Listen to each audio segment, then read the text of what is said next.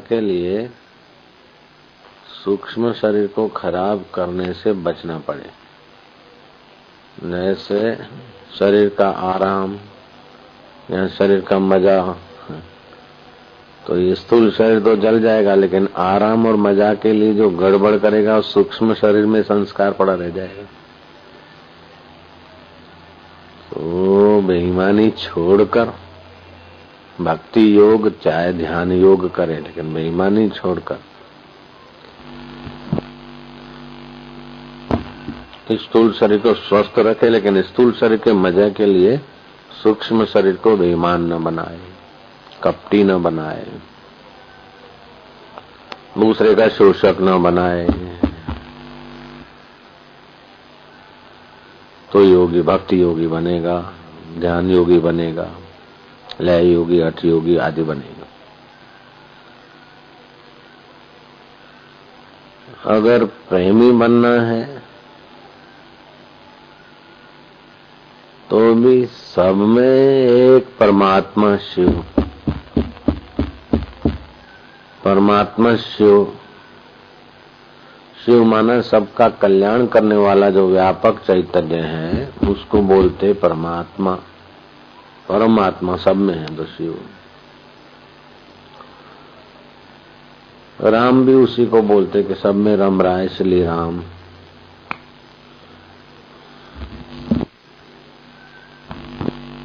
स्थूल शरीर, सूक्ष्म शरीर और कारण शरीर तीन है अपने, और तीनों से परे जो है वो परमात्मा शिव है अथवा राम है या ईश्वर है, और वो आनंद स्वरूप है। जो आनंद स्वरूप है वही ज्ञान स्वरूप है, जो आनंद स्वरूप है, ज्ञान स्वरूप है, वही नित्य है। वो नित्य स्वरूप जो है उसको पाने के लिए तत्व ज्ञान के द्वारा भी पा सकते विवेक से। तो विवेक से ये हाथ में नहीं हूँ, पैर में नहीं हूँ, हृदय में नहीं हूँ, ये सब मेरा है और ये बदलता है।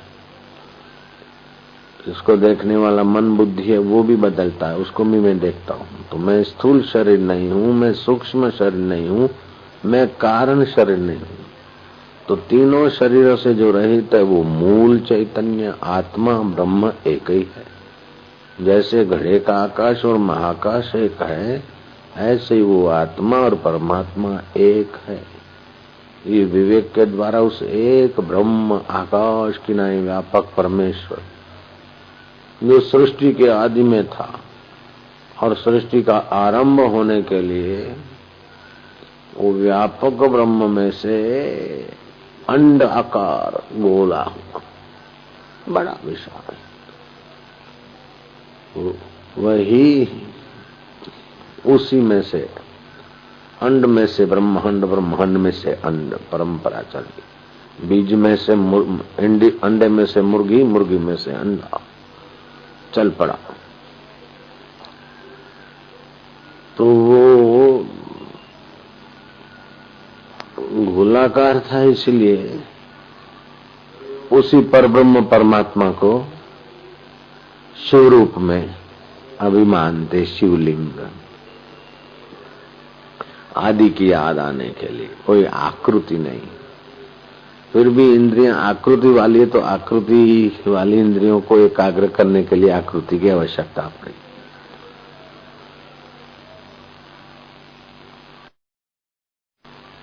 तो योगी बनना है तो भी स्थूल शरीर की सुविधा और मजा के लिए, अभावाई के लिए सूक्ष्म शरीर को खराब न करे, और सूक्ष्म शरीर के मजा के लिए कारण शरीर में कुसंस्कार न डाले, तटस्थ रहे, तो योग सिद्ध हो जाएगा। प्रेमी बनना है तभी भी उसी स्वरूप को प्रेम करे, हाड़ मास को मैं मेरा मानकर प्रेम न करे। तो योगी बनना हो, प्रेमी बनना हो, विवेकी बनना हो, तो ये तीन सब में वही बात काम आएगी। जैसे प्रेमी भगवान को प्रेम करते करते करते अपना देह ध्यास भूल जाता है, अपना विकार भूल जाता है, तो स्थूल शरीर का प्रभाव गया, सूक्ष्म का प्रभाव गया, और मैं भगवान का भगवान मेरे पैर करते करते जो कारण शरीर है, अविद्या वो भी मिट जाती है, भगवतमय हो जाता है। तो तुम्हारा सर्वोपरि काम है कि तुम आनंद में रहो। अभी नारायण ने ऋषि प्रसाद कोई पुराना पढ़ा, मैं कहे तो बहुत अच्छा है, तो बोले बापू ये अपने ऋषि प्रसाद में ही है। तो कभी कभी अपने लगता है कि अरे ये, तो कभी कभी अपन बोलते तभी लगता अरे इतना सारा, ऐसे ही इतना सारा क्या, इससे भी ज्यादा अपना स्वरूप है, अपना आत्मा है, लेकिन उसको भूल के ये परतें आ गए ना सुख कारण शरीर की, सूक्ष्म शरीर की और स्थूल शरीर की आसक्ति।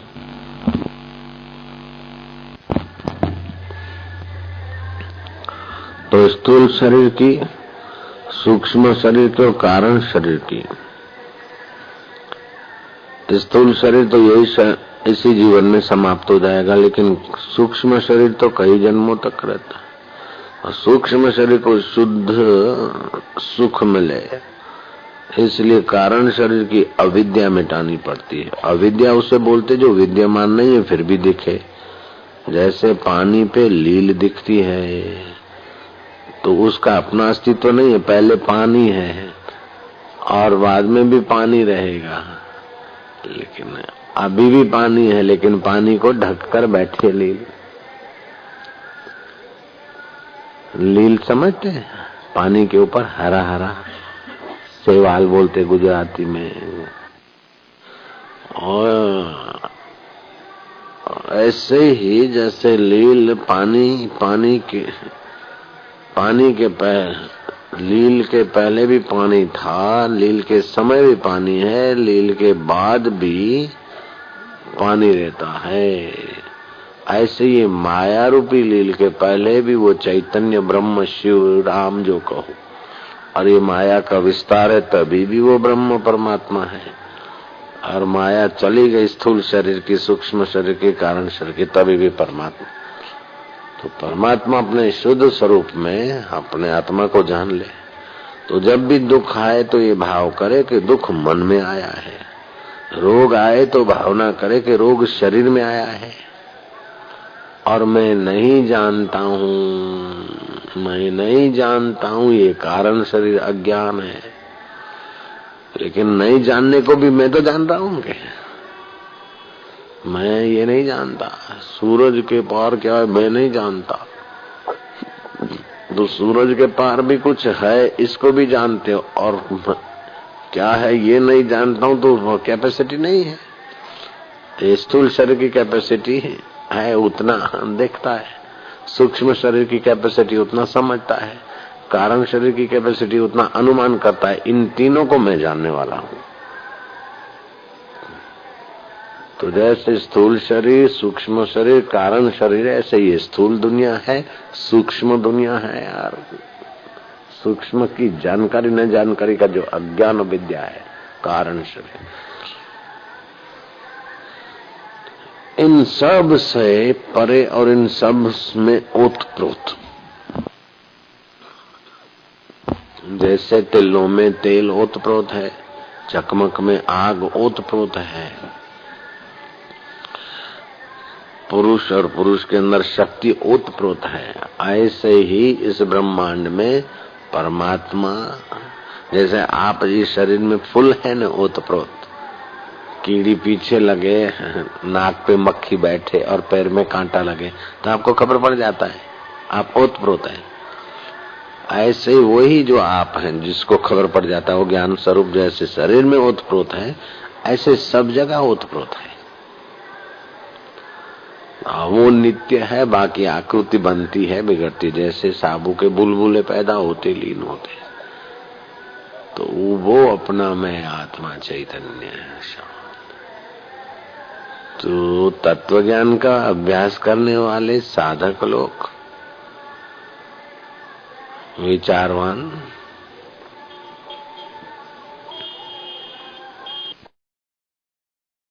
अभी हम थोड़ा, आज शनिवार है, थोड़ा फिर चले जाएंगे मंत्र जंतर के लिए। चलते चलते हम बीमार हुए, ये हुए, हम मर गए।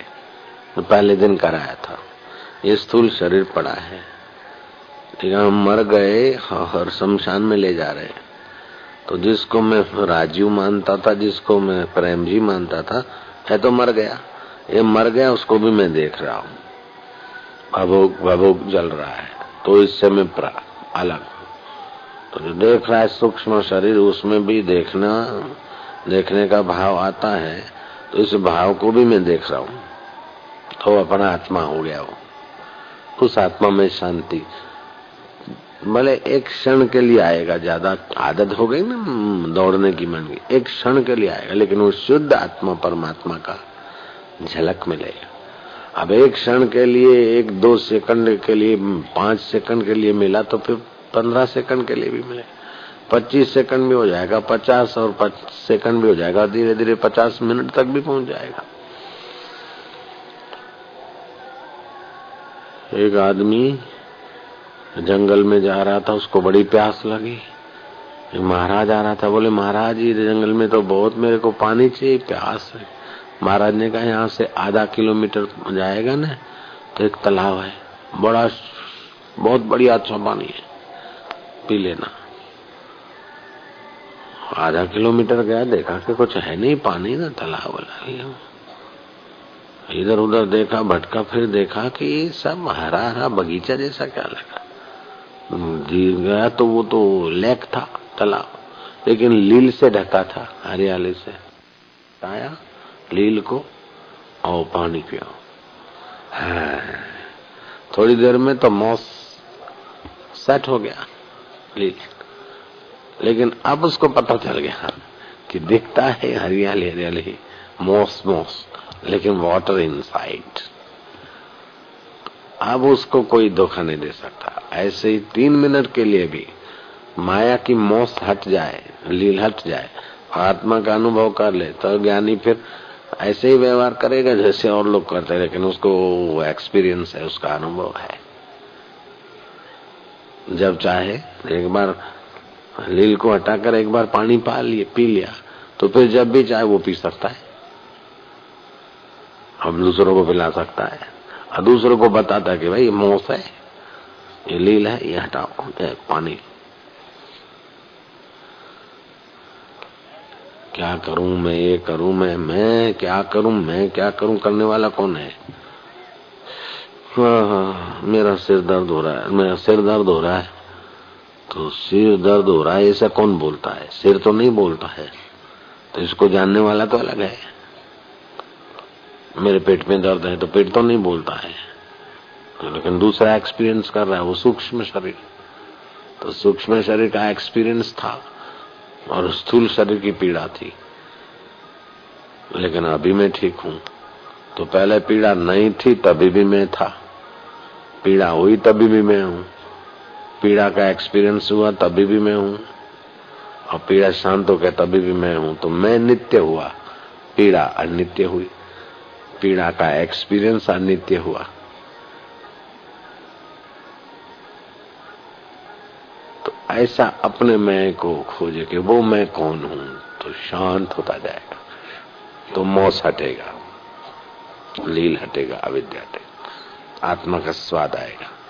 जैसे पानी का स्वाद आता है, ऐसे आत्मा का उसी प्रकार नहीं, शांत, बड़ा सुखद लगेगा। इससे आत्मिक शक्ति, बुद्धि में चमत्कार है। बुद्धि उस सत्य का स्वाद पाकर बलवान होगी, तो फिर मन के घसीटने में नहीं आएगी, तो मन फिर इंद्रियों के घसीटने में नहीं आएगा, और कभी आ भी गया तो तुरंत अपना सुना तो सावधान भी हो जाएगा। तो शरीर बल, मनोबल, संगठन बल, धन बल, जन बल, सबसे ऊंचाई है अनुभव वाला ज्ञानी का, ब्रह्मवेता का। भक्त आरंभ में भाव का सुख लेता है, भोगी क्रियाजन्य सुख लेता है, विचारवान विचार से सुख लेगा, लेकिन ये तो स्व का सुख ले लेगा।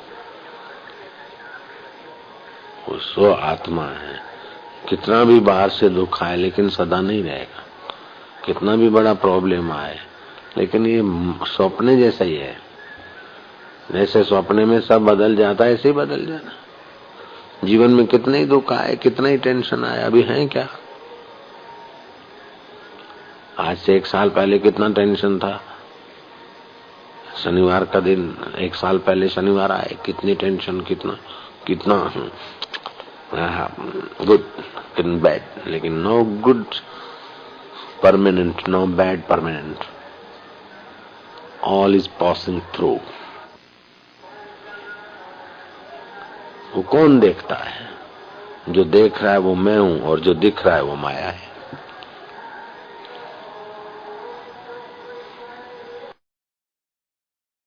ये कैसेट, टेप रिकॉर्डर, माइक, ये सब माया है, लेकिन है तो हम कहे, हम है। जो पहले बोल दिया वो अभी सुनाई पड़ रहा है, अरे ये कौन है? वही है। ऐसे जो दूसरे देखते वो सब अपन ही है। ये शत्रु है, ये बुरा है, ये मेरी मिसिस है, Mrs my Mrs is good, my Mrs is bad, my mister is bad, good. ऐसा सब अपने ही है। कहीं मिसिस होकर बैठे, कहीं मिस्टर होकर बैठे, कहीं गुड होके बैठे, कोई बैड होके बैठे। गुड एंड बैड ये माइंड बोलता है, को देखता है, कारण शरीर को देखता है। वो चैतन्य आत्मा, मैं एक हो रहा हूं। सो हम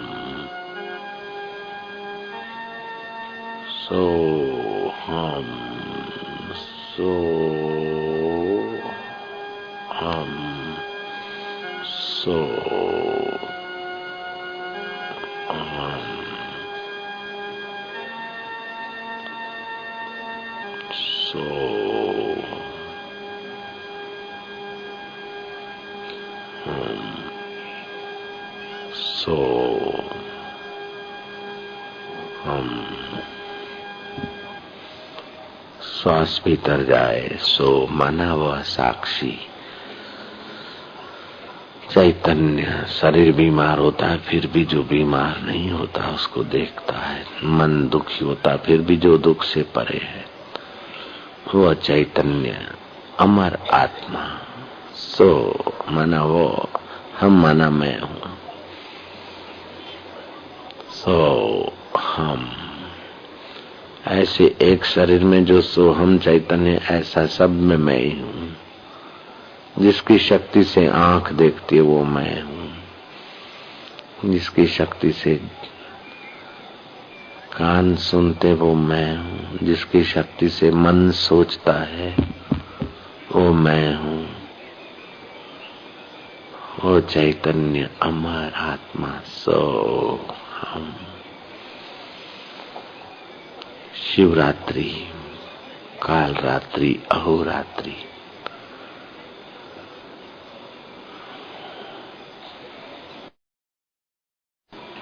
अपने शिव स्वरूप को स्मरण करके आनंदित होने के लिए, ज्ञानमय होने के लिए, चैतन्यमय होने के लिए व्यवस्था की गई है।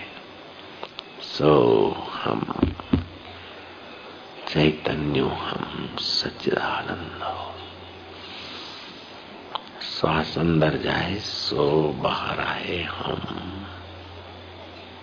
सो हम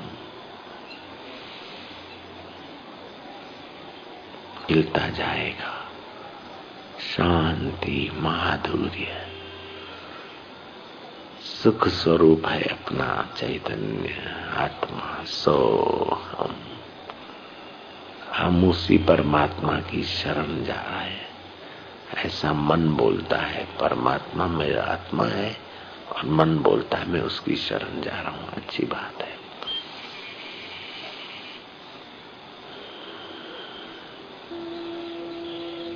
मैं सोहम स्वरूप हूँ। ओम ओम ओम ओम।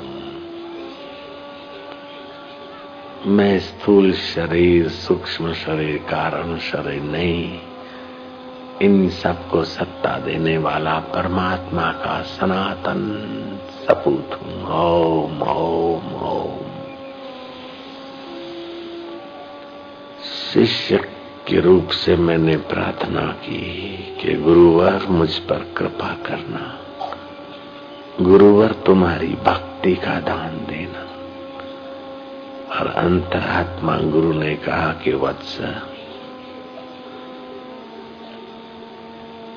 कृपा करना क्या है, मेरा स्वभाव है कि तुम्हें मैं आनंदित करूं,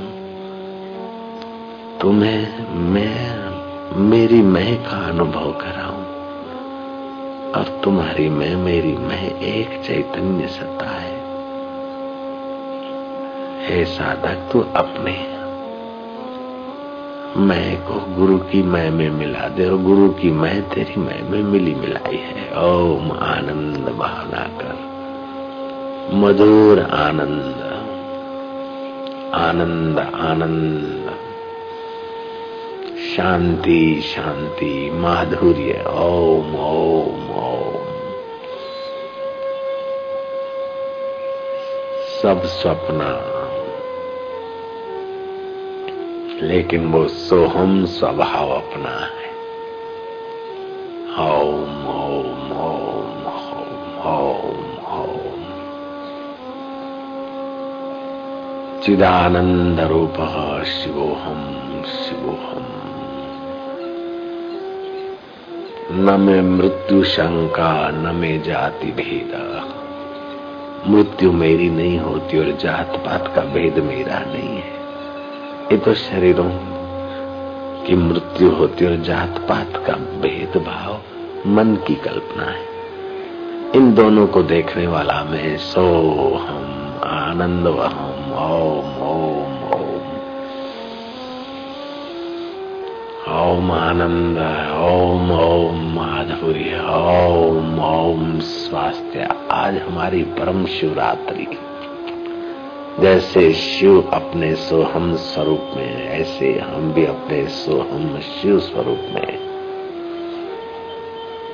ओम आनंद, ओम आनंद। दृढ़ भावना करते जाना, जैसे मैं बोलता हूँ ऐसे ही तुम बनते जाओ, ऐसे ही मन में बोलते सोचते जाओ, और रोज इसी प्रकार ध्यान में मस्त होते जाओ। ओम ओम ओम आनंद, ओम ओम ओम शांति, ओम ओम ओम आनंद, ओम ओम ओम माधुर्य, ओम ओम ओम ओम ओम आनंद। हे आनंददाता गुरुदेव, तुम्हारी जय हो। हे सुखदाता सरकार, तुम्हारी जय हो। हे प्रसाद दाता प्रभु, तुम्हारी जय हो। राम जी को भी सरकार बोलते हैं, सतगुरु को भी सरकार बोलते। असली सरकार राम और सतगुरु की जय हो। प्रभु तेरी जय हो। सच्चिदानंद आनंद कंद मेरे आत्मा परमात्मा जय हो। मैं तुम्हारा, तुम मेरे। आहा, आनंद है, माधुर्य है, मस्ती। लीला हम कर ले मनवा सुस्ती, और सोहम स्वभाव की मेरी पीले मस्ती, और मस्ती का नाम है तंदुरुस्ती। जय हो।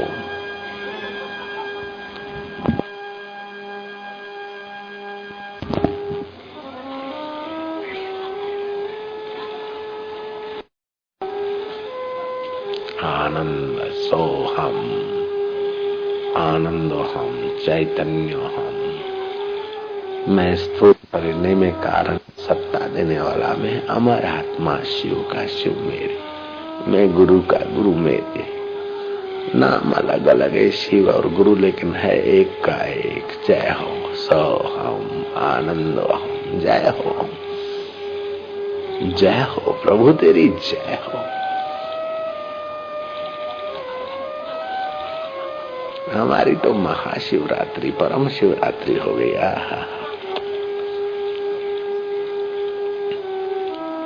हम तो आत्मशिव की पूजा में पावन हो रहे, हम तो आत्मशिव के आनंद में आनंदित हो रहे। हम तो आत्मा परमात्मा शिव को बाहर दूर नहीं, कैलाश पर नहीं और मंदिर में नहीं, हमारा अपना आपा हृदय मंदिर में ही देख रहे। वाह। ओम आनंदम, ओम आनंदम, ओम माधुर्य, ओम शांति। जय हो प्रभु, तेरी जय हो। ओम आनंद, ओम।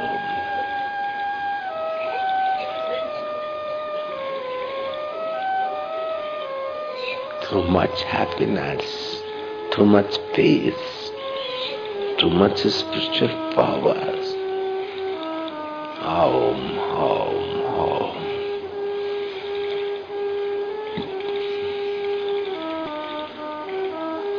Ha ha ha. Om, Om.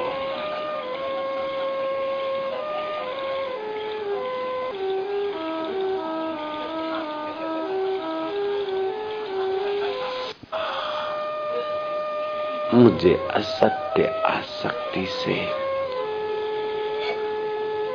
असत्य अहंकार से हटाकर अपने सत्य सोहम स्वरूप में ले चलो गुरुदेव ईश्वर। तमसो मा ज्योतिर्गमया, मुझे अविद्या अंधकार से बचाकर आत्म स्वरूप में, शांत स्वरूप में, ज्ञान स्वरूप में मेरी वृत्ति लगा दो मेरे इष्ट देव, मेरे गुरुदेव। मृत्युर्माम अमृतम गमया, मुझे मौत से बचाकर अपने अमर स्वरूप के तरफ गमन करा दो गुरुदेव। दाता, मैं तुम्हारी शरण हूँ प्रभु, मैं तुम्हारा हूँ। माया ने मुझे भटकाया है, मुझे मिथ्या शरीर में आसक्ति, मिथ्या मन की कल्पना में भटकाओ, मिथ्या आकर्षणों में उलझाओ। जन्म जन्मांतर का है, लेकिन अंधेरा चाहे कितना ही जन्म जन्मांतर का हो, प्रभु गुरु तेरा प्रकाश उस अज्ञानमयी अंधकारमयी हृदय गुफा में मैं तेरा प्रकाश पा रहा हूँ, तेरा ज्ञान पा रहा हूँ, तेरा माधुर्य पा रहा हूँ, तेरा सोहम स्वभाव का अमृत पा रहा हूँ। मेरे प्रभु, मेरे गुरुदेव, जय हो मारा वालूड़ा,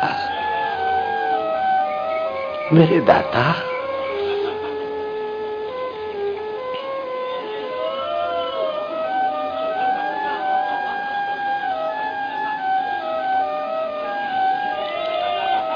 जन्म जन्म भर मत फिरो, मिट्यो न मन को त्रास। तब शरण जब आइयो, मिटी जम की फांस। ओम आनंद। हे परमेश्वर, हे साक्षी, हे चैतन्य, तू मेरा अपना आपा था, मुझे पता न था। गुरु प्रसाद से मैं अब पता पाकर अपने अहम का लापता कर रहा हूँ। मेरी चिंता लापता, मेरा दुख लापता, मेरा शोक और पाप ताप लापता। जब पता पाया तेरा, तो अब मुझे मेरा पता नहीं। जय हो।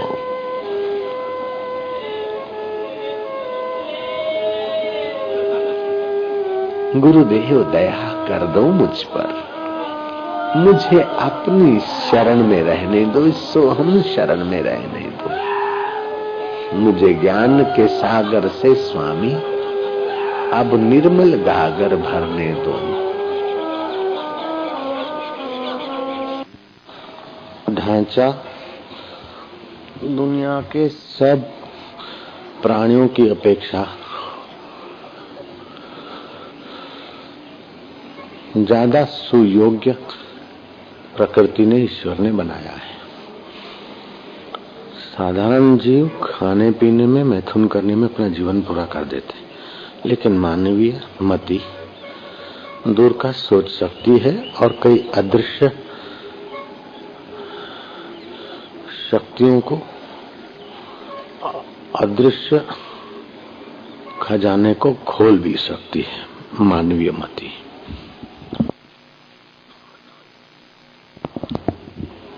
रामकृष्ण परमहंस के साथ दक्षिणेश्वर में चर्चा कर रहे थे कुछ साधक कि प्रकृति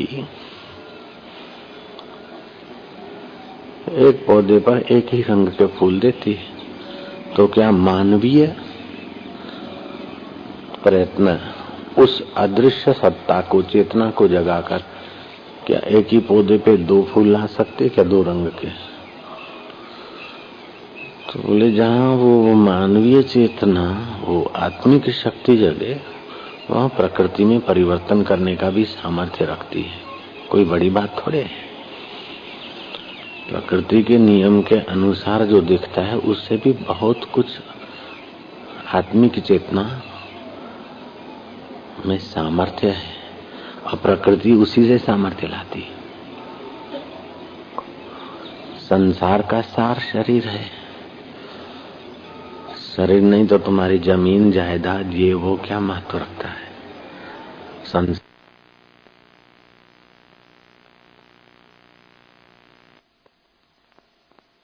रूप तन मात्राएं खत्म हो जाए तो आंख होते हुए भी नहीं देखेगा। गंध तन मात्राएं क्षीण हो जाए तो नाक होते हुए भी नहीं सूंघेगा। रस तन मात्राएं काम नहीं करे तो जीभ होते हुए भी स्वाद नहीं आएगा। तो जब आदमी मरता है तो तन मात्राएं सहित तो सूक्ष्म शरीर चला जाता है। सूक्ष्म शरीर में भी वो चैतन्य सर्वव्यापक आकाश ने जैसे घड़ा कहीं भी चला जाए तो आकाश उसको सब जगह मिलता है, ऐसे सूक्ष्म शरीर चला जाए तो तन मात्राओं को चेतना मिलती है और वही तन मात्राएं वाला सूक्ष्म शरीर फिर दूसरा स्थूल शरीर धारण करके चेष्टा करता है। तो संसार का सार शरीर है, शरीर का सार इंद्रियां है, इंद्रियों का सार मन है और मन बुद्धि के निर्णय के अनुसार चलता है। मन का सार बुद्धि है, बुद्धि का सार जीव है और जीव का सार चिदावली है और चिदावली का सार वो चैतन्य है। तो चिदावली चैतन्य की अति निकटवर्ती सत्ता है, शक्ति है, स्वरूप है। उसी चिदावली को शास्त्रकारों ने कुंडलनी शक्ति कही, महामाया कही, आद्य शक्ति कही, जगदम्बा कही, पराप्रकृति कही। वह कुंडलनी शक्ति कीड़ी से लेकर ब्रह्मा तक, कीट पतंग मनुष्य पशु पक्षी में सब में है और वही कुंडलनी शक्ति उस चैतन्य की सत्ता। जैसे पानी पर लील, ऐसे चैतन्य की सत्ता से वह कुंडली शक्ति। जैसे पानी से बनी लील पानी पर ही जी रही है और उसमें भी पानी है, ऐसे ही कुंडलनी शक्ति सीधी पर ब्रह्म परमात्मा की आह्लादनी शक्ति परमात्मा से उत्पन्न हुई, परमात्मा से पोषित हो रही है और उसमें भी परमात्मा चेतना है। उस परमात्मा चेतना से भरी हुई चिदावली, चित्त शक्ति, कुंडलनी शक्ति, महामाया, जगदम्बा जो कहो, उसी के कारण ही आपका, हमारा, सबका शरीर, जीव जंतुओं का शरीर चेष्टा करता और समझ रखता है। अगर मच्छर में भी वो चिदावली चेतना सत्ता न होती तो मच्छर को ज्ञान नहीं होता। मच्छर में भी ज्ञान है, खटमल में भी ज्ञान है, बैक्टीरिया में भी अपना आंशिक ज्ञान है। तो ज्ञान वो चैतन्य स्वरूप का है और उसी ज्ञान को साकार करने की जो व्यवस्था है वो कुंडलनी शक्ति की। उसी ज्ञान को क्रियावंत करने की जो व्यवस्था है वो कुंडलनी शक्ति की। तो कुंडलनी शक्ति मनुष्य के शरीर में मलमूत्र के द्वारों के बीच मूलाधार केंद्र है, उसमें पड़ी रहती। 2-3% उसकी ऊर्जा से साधारण जीवन ढकेलने वालों का काम चल ही जाता है और वो 2-3% फायदा लेते हैं, इसीलिए बूंदू रह जाते हैं। सारी पूजा, उपासना, मंदिर, अभिषेक, शिव मंत्र, राम मंत्र, कृष्ण मंत्र, गुरु सेवा, इन सब का सार यह है कि वो आपकी सुषुप्त शक्ति जागृत हो और जितने अंश में जागृत होती और जिस केंद्र पर उसकी जागृति का प्रभाव पड़ता है उस केंद्र के विलक्षण लक्षण प्रकट होने लगते हैं। मस्तिष्क में प्रत्येक न्यूरॉन में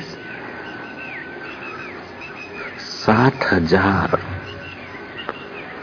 स्नेह को जोड़ने वाले तंतु होते हैं और 360 मील की गति से एक दूसरे को खबर पहुंचाने का काम करते हैं। डॉक्टर लोग ये बात जानते होंगे।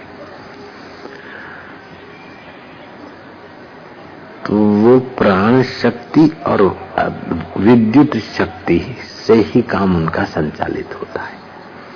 तो कुंडलनी प्राण शक्ति और विद्युत शक्ति का पुंज है। तो जितनी वो विशेष जागृत होती है उतना ही शरीर में प्राण शक्ति और विद्युत शक्ति ज्यादा होती है। विद्युत शक्ति और प्राण शक्ति की कमी से ही हमारे पुर्जे शरीर के कुछ कम काम करते हैं और रोगी बन जाते हैं। उन रोगों को निवृत्त करने के लिए एलोपैथी की जहरीली दवाएं अथवा आयुर्वेदिक की प्राकृतिक की ये चीजें दवाइयां करके उन पुर्जों को ठीक करने का प्रयास करते हैं। लेकिन एक तरफ से तो ठीक होते, लेकिन वो रोग फिर जगह बदलते रहते हैं प्राण शक्ति और विद्युत शक्ति की कमी के कारण। अब जो जानकार जोगी हैं उनका कहना है कि आपकी कुंडली शक्ति जागृत हो और आपके जीवन में थोड़े बहुत रोज प्राणायाम हो तो प्राण शक्ति विपुल मात्रा में होगी, तो जल्दी आपका शरीर रुग्ण नहीं होगा और जहाँ रुग्ण हुआ है वहाँ फिर आप प्राणायाम और मंत्र के जाप से वहाँ प्राण शक्ति और विद्युत शक्ति भेजकर आप स्वस्थ हो सकते हैं। अथवा तो थोड़ी बहुत बाहर की दवाई की सहाय लेकर बाकी भीतरी जो आवश्यकता है वो पूरी कर सकते हैं। अखंडानंद एक महात्मा को देखे थे कि किसी को कोई भी बीमारी हो तो घास का टुकड़ा उठा के दे देते, बोले घोट के लगा दो, घोट के मल दो, घोट के पी जाओ। सब बीमारियों की एक ही दवाई, तिनखा घोट कर ले लो भाई। तो अखंडानंद कोई साधारण संत नहीं थे, प्राइम मिनिस्टर की गुरु उनके चरणों में बैठ के कथा सुनते थे। ऐसे अखंडानंद ने उस जोगी को पूछा कि महाराज जी जो भी आते हैं और आप एक तिनखा दे देते हैं हरे घास का, धूप का, और घोट के लगा दो, घोट के मक दो, घोट के पी जाओ। कान की तकलीफ है तो कान में 2 बूंद इसी तिनखे की डाल दो, नाक में तकलीफ है तो सूंघ लो, पेट में तकलीफ है तो लगा दो, अंदर ये है तो जरा घोट के पी लो। तो आप उसी घास पे बैठे रहते और वहीं से तिनखा उठा के दे देते हैं और लोगों को ठीक हो जाता है। इसका क्या कारण? बोले सब चीजों में 5 भूत है और तुम्हारा शरीर भी 5 भूतों से बना है। तो मैं तिनखा उठाता हूँ और तिनखे की तरफ देखता हूँ, संकल्प करता हूँ कि जो कण इसके कम हो गए हैं वो इस तिनखे में विकसित हो जाए। तो मेरे संकल्प से तिनखे में वो कण विकसित हो जाते, सामने वाले का रोग मिट जाता है। रामकृष्ण से जब शिष्यों ने पूछा कि प्रकृति का तो नियम है कि गुलाब के रंग का, गुलाब के पौधे को एक गुलाबी फूल लगता है, 2 तो नहीं लग सकते, तो चेतना के विकास से क्या 2 रंग वाला गुलाब, एक ही पौधे को 2 रंग वाला लग सकता है क्या? रामकृष्ण ने कहा कुंडली का मूल वो चैतन्य है, जो वो कुंडली और वो चैतन्य जिसका अधिक विकसित हुआ है वो प्रकृति में परिवर्तन कर सकता है। जी हो सकता है, हाँ क्या होता है। दूसरे दिन वो ही शिष्य आए तो देखा कि गुलाब के पौधे में गुलाबी फूल तो है लेकिन साथ में एक सफेद गुलाब उसी पौधे में। तो उनकी नजर गई, देखा कि ये कैसे हुआ। तो रामकृष्ण मुस्कुराए भर। ये शक्तियां प्रदर्शन के लिए नहीं होती अथवा किसी को बुद्धू बनाकर अपना धन इकट्ठा करके ऐश करने के लिए नहीं होती है, अपितु सामने वाले को तुम्हारे अंदर में दिव्य अति दिव्य शक्तियां छुपी है उसका एहसास कराने के लिए महापुरुषों के द्वारा कभी चमत्कार हो जाते हैं।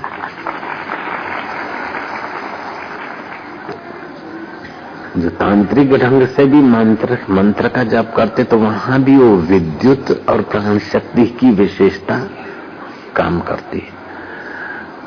साबरी मंत्रों में भी वही और वैदिक मंत्रों में भी वही कुंडलिनी शक्ति की प्राण चेतना जगाई जाती है। और वह प्राण शक्ति विद्युत शक्ति किसी किसी को अगले जन्म की ही यात्रा की हुई होती है तो जन्मजात कुछ कुंडलिनी विशेष जागृत होती है तो उनके जीवन में चमत्कार पाया जाता है। जैसे आद्य शंकराचार्य 3 साल की उम्र में ही मलयालम भाषा में बड़े आगे निकल गए थे। 3 वर्ष की उम्र में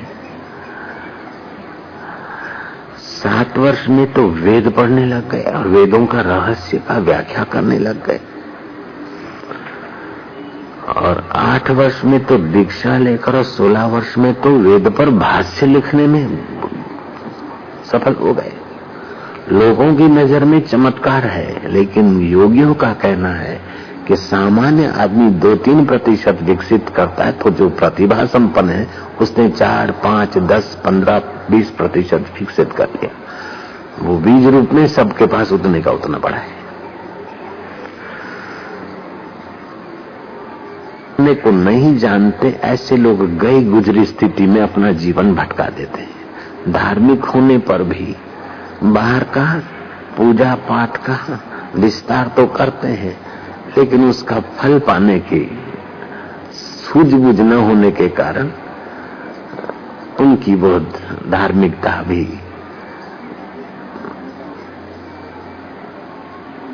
उनके जीवन में इतना निखार नहीं लाती क्योंकि उनके जीवन में सूझबूझ वाला सत्संग और मार्गदर्शक गुरु नहीं होता। तब तक वे बेचारे मनमानी कोलू की बैल की नई यात्रा करते रहते। कबीर ने कहा भटक मुआ भेदू बिना पावे कोनो उपाय, खोजत खोजत युग गए पांव को सुधर आए।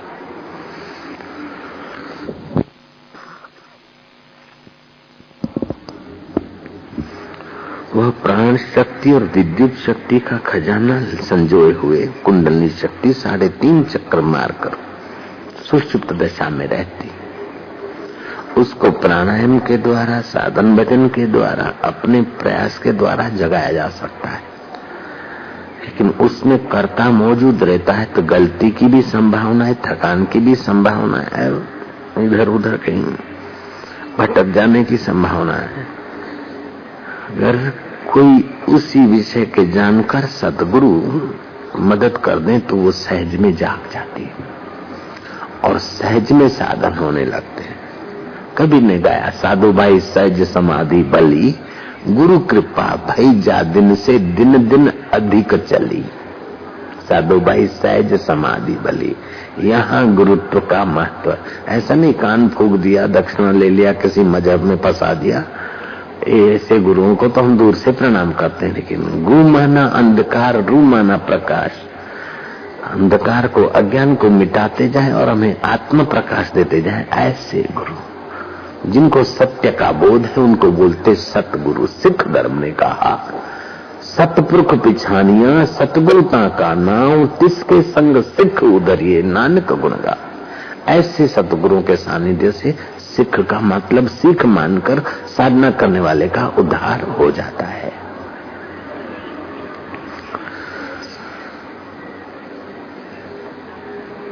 अंतर क्षमताएं प्रस्फुटित होने से अति इंद्रिय क्षमताएं भी जागृत हो जाती हैं। अंतर क्षमताएं प्रस्फुटित होने से अति इंद्रिय योग्यताएं भी विकसित हो जाती है। जैसे संजय धृतराष्ट्र के महल में बैठे बैठे भी युद्ध के कोने कोने में क्या हो रहा है बराबर वर्णन करता चला जा रहा है। व्यास की कृपा हुई, उसकी अंतः क्षमताएं प्रस्फुटित हुई और अति इंद्रिय ज्ञान प्रकट हो गया। ये इसका प्रमाण है। संजय बोलता जा रहा है और बिल्कुल जो घटना घटती वो ही बोलता जा रहा है, और जो बोला जा रहा है उस समय ये टीवी और रेडियो के साधन नहीं थे, फिर भी अति इंद्रिय जगत में इन बाह्य के इंस्ट्रूमेंटों से भी ज्यादा साफ सुथरा प्रमाणभूत होता है। अभी विज्ञानियों ने कुछ प्रयोग किए कि पेस में भेजा और रेडियो सिस्टम से जुड़े रहे, तो उस सिस्टम में तो कभी गलतियां हुई और मैसेज पूरे आए ना आए, वातावरण के असर हुए, लेकिन टेलीपैथी से जो सुना माना गया वो ज्यादा साफ सुथरा आया। तो जितना सूक्ष्म होता है उतना उसकी व्यापकता ज्यादा होती है। चपरासी या पटवारी अपनी अपनी रेंज में उनका साहब होते हैं, लेकिन तहसीलदार का साहबपना ज्यादा व्यापक होता है, कलेक्टर का उससे ज्यादा, चीफ मिनिस्टर का उससे ज्यादा, राष्ट्रपति का उससे ज्यादा। ऐसे ही जितना जितना सूक्ष्म उतना उसका प्रभाव ज्यादा और उतना परिश्रम कम। राष्ट्रपति को इतना परिश्रम नहीं करना पड़ता होगा जितना चपरासी को करना पड़ता होगा, जयराम जी की शारीरिक परिश्रम, लेकिन राष्ट्रपति का जो सूक्ष्म परिश्रम है वो भी आवश्यक है, जरूरी है। ऐसे जितना जितना आप अंतर्मुख होते हो उतने उतने आप ऊंचाई को पाते हो। जितनी जितनी वो प्राण शक्ति विद्युत शक्ति के निकट आप पहुंचते हो उतनी उतनी आपके पास सत्ता सामर्थ्य योग्यताएं बढ़ती। फिर भले बाहर की पोस्ट न हो, फिर भी आपकी वाणी से, आपके संग से, आपके आलाप से, आपकी चेष्टा से बहुत विशेष लाभ होने लगते हैं। उनके पीछे रहस्य यही है कि आपकी प्राण शक्ति और विद्युत शक्ति कितने अंश में आपने डेवलप की है, विकसित की है।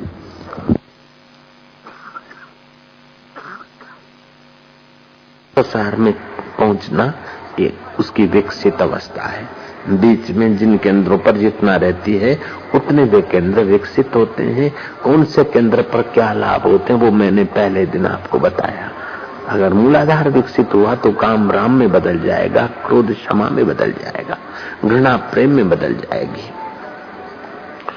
अगर स्वाधिष्ठान पर ज्यादा दिन साधना करते हो तो ये संशय और कल्पना, सत्य संकल्प और दूसरी सिद्धियों में बदल जाएंगे। मणिपुर केंद्र की अपनी योग्यता है, अनाहत केंद्र की अपनी योग्यता है, विशुद्धाख्या केंद्र अगर डेवलप हुआ तो उसकी अपनी केंद्र योग्यता है। वो आपने पहले कई बार सुन रखी।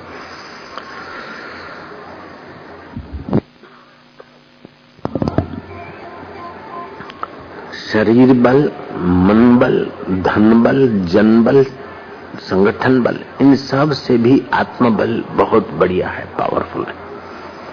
ये बात भी कल तुमने सुनी। तो ये कुंडली शक्ति जगने से प्राण शक्ति और विद्युत शक्ति के कण विशेष काम करते तो आदमी का आत्मबल बढ़ जाता है। और साथ साथ में अंतर क्षमताएं प्रस्फुटित होने से अतीन्द्रिय की गति बढ़ जाती है। जमशेद टाटा, स्वामी विवेकानंद जब लंदन में थे तो वहां गए थे, जमशेद टाटा।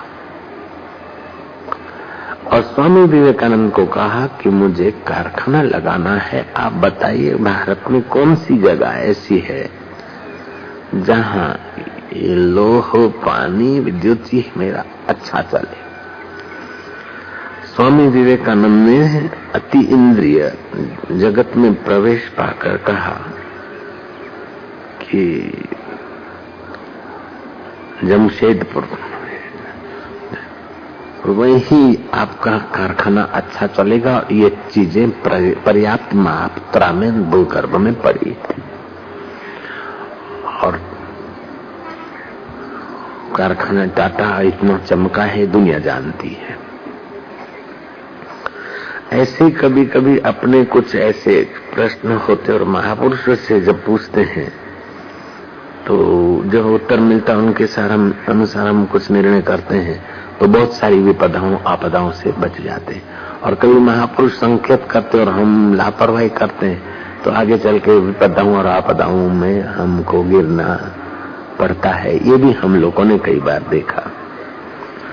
श्वेताश्वर उपनिषद में इसको कहा कि प्राप्तवान योगाग्निमय शरीरम न रोगो न जरा न व्याधि। फिर रोग के कण, जरा और व्याधि के कण इतना प्रभाव नहीं रखते जब वो कुंडली शक्ति, योगाग्निमय शक्ति जागती।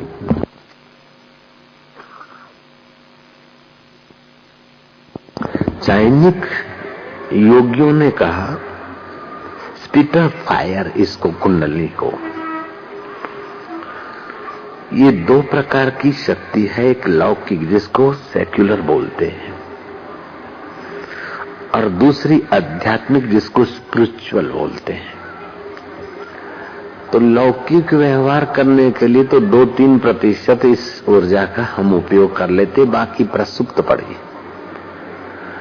अगर ये ऊर्जा जागती तो लौकिक स्वास्थ्य और लौकिक व्यवहार भी हमारा ऊंचा और उन्नत हो जाता है और आध्यात्मिक यात्रा भी हमारी आसान हो जाती है। वो पति बेवकूफ है जो पत्नी को ध्यान भजन से रोकता है, क्योंकि पत्नी की ऊर्जा विकसित होगी तो बच्चा अच्छा आएगा, भोजन में अच्छे वाइब्रेशन आएंगे।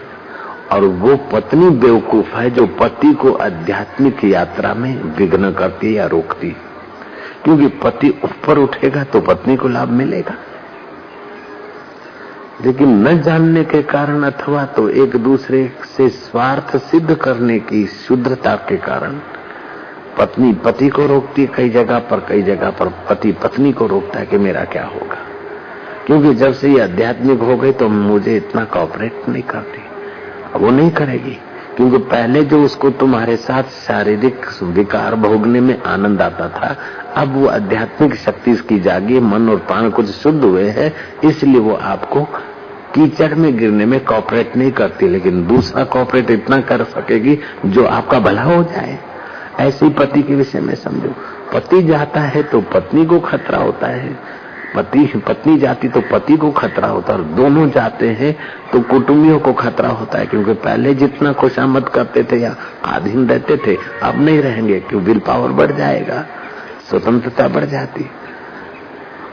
अगर पूरा घर चला तो पड़ोस को खतरा होता है कि पहले तो हमारी बातों में आते थे, मानते थे, अभी नहीं, ये सारा कुटुंब बिगड़ गया। और पूरा मोहल्ला अगर इस दीक्षा लेकर चल पड़ता है तो गांव वाले बोलते ये सारा मोहल्ला ऐसे ही है, बाबा जी के चक्कर वाला है। क्यों है कि वो हमारे चक्कर में हमारे प्रभाव से निकल गया, उनका अपना प्रभाव जगा है, इसलिए हमारे प्रभाव से जो दबते थे या इम्प्रेस होते थे अब नहीं हो रहे। तो आपका पतन हो रहा है इसलिए पत्नी नहीं रो रही है, आपका पतन हो रहा है इसलिए पति नहीं रो रहा है, आपका पतन हो रहा है इसलिए कुटुंबी नहीं रो रहे, लेकिन आप उनकी जाल से बाहर आ रहे हैं इसलिए वो रो रहे हैं।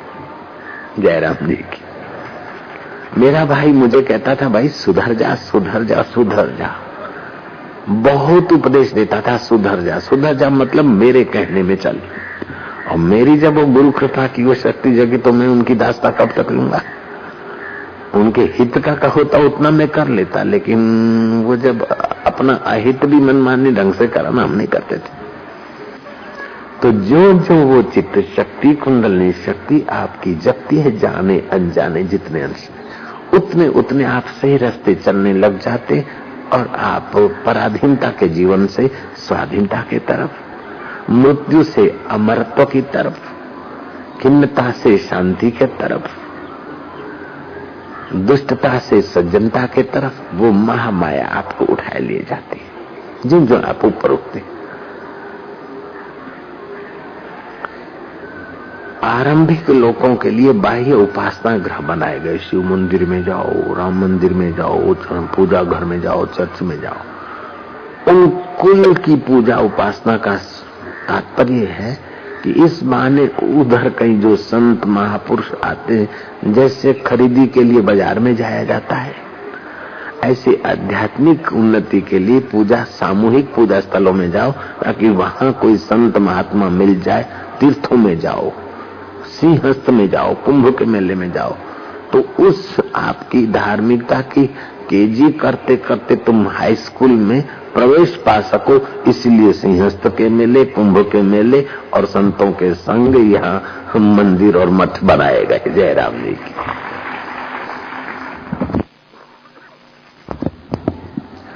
विवेकानंद कहते थे कि गाड़ी के आगे घोड़ा लगाने के बजाय घोड़ा के आगे गाड़ी लगाने का हो गया। मंदिर इसलिए बनाए जाते थे कि वहां साधु संतों के आध्यात्मिक ओरा बरसती, वो आम आदमी को लाभ मिले। मंदिर में जाए घंट बजाते तो मन हाथ ऊपर होता है, प्राण का जो रिदम चल रही थी उससे थोड़ी उन्नत हो, इसलिए घंट बजाने की व्यवस्था हो। घर से चले मंदिर में तो अपने मन के संकल्प विकल्प चल रहे थे, हाथ ऊपर उठा और घंट के वाइब्रेशनों ने मस्तिष्क के संकल्प विकल्पों की वो जो कुंडलाकार था उसमें गैप डाल दी। अब आपकी भावना और आपका संकल्प दर्शन करके जो होता है उसको एक मौका मिलता है देर सवेर आपकी शुभ भावनाएं कर, इसीलिए व्यवस्था है। ऐसी आरती का, दिए का, बिली पत्रों का भी यौगिक विज्ञान के ढंग से व्यवस्था है कि आपकी प्राण शक्ति और कुंडली शक्ति, विद्युत शक्ति जागृत हो। तो आप केवल स्थूल दुनिया में ही न रहे, पटवारी या चपरासी की हैसियत वाली मति न रहे, आपकी तो राष्ट्रपति जैसी मति हो। राष्ट्रपति जहां से मति को पूछता है उस पर ब्रह्म परमात्मा चेतना का साक्षात्कार हो, ऐसी व्यवस्था का नाम है धार्मिक व्यवस्था।